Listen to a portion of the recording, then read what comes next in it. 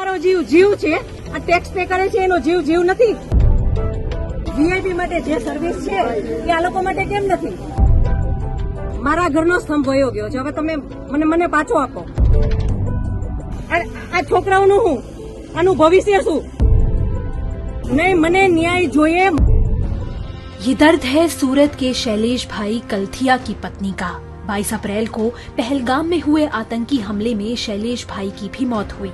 गुरुवार को जब उनके अंतिम संस्कार के दौरान परिवार को सांत्वना देने केंद्रीय मंत्री CR पाटिल पहुंचे तो शैलेश भाई की पत्नी शीतल बेन का सब्र टूट गया। નહીં, કોઈ ફેસિલિટી નહીં, કોઈ આર્મી નહીં, કોઈ પોલીસ નહીં. જયારે મોટા મોટા નેતા આવે, કોઈ વીઆઈપી માટે પાછળ કેટલી ગાડી, ઉપર હેલિકોપ્ટર તેનાથી હાલે છે. ટેક્સ પે કરે છે એના ઉપર નથી. વીઆઈપી માટે જે સર્વિસ છે એ આ લોકો માટે કેમ નથી? હું નીચે આર્મી કેમ્પમાં ચિલ્લાઈને કહેતી હતી કે ઉપર કેટલા લોકો જખમી છે, તમે લોકો જલ્દી કંઈક કરો. અમે ઉપરથી પડતા આખડતા નીચે ઉતરતી હજી ઉપર કોઈ ફેસિલિટી ગઈ નહોતી. આતંકવાદીઓ અમારી સામે આવીને ગોળી મારી જાય છે. હિન્દુ મુસલમાનને અલગ કરીને હિન્દુના બધા ભાઈઓને ગોળી મારી છે. તો આપણી આર્મી કરે છે શું? લાખોની સંખ્યામાં આર્મી હતી ત્યાં.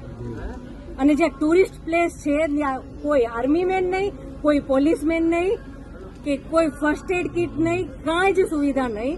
એમાંથી એક આર્મી મેન એવું કહે છે કે તમે લોકો ઉપર ફરવા શું કામ જાઓ છો? હવે તમે મને એ વાતનો જવાબ દો. જો આ રીતનું હતું તો તમે અમને જવા શું કામ દો છો? મારા ઘરનો સ્તંભ વયો ગયો છે, હવે તમે મને પાછો આપો. મને પાછો આપો, મારે બીજું કાંઈ ન જોઈએ.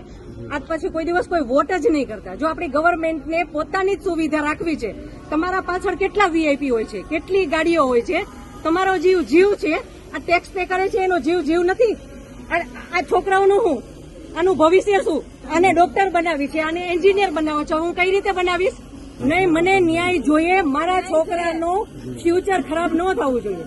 जब शीतल बेन अपना दर्द बयां कर रही थीं तो मंत्री